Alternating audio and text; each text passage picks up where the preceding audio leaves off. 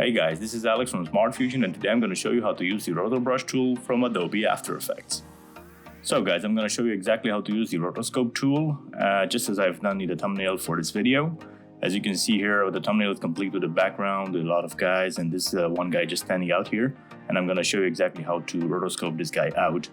So for this, I'll just quickly delete him and the crowd behind. Great, and I'm just going to add the photo to our project here. There we go, and just put it behind the background.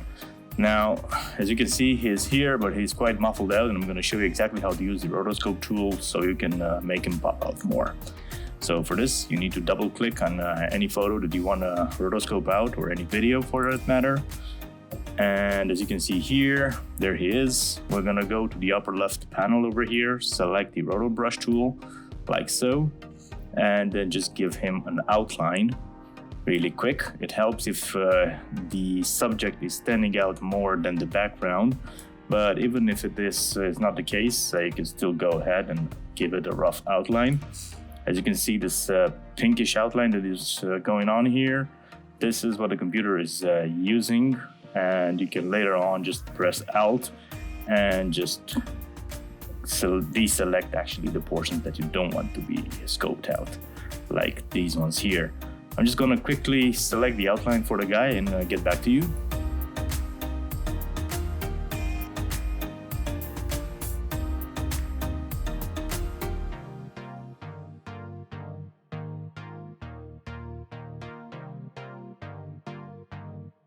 Okay, so once we're happy with the selection that we have just made, now you can just go back into your composition, and you should be magically having him just rotoscoped out.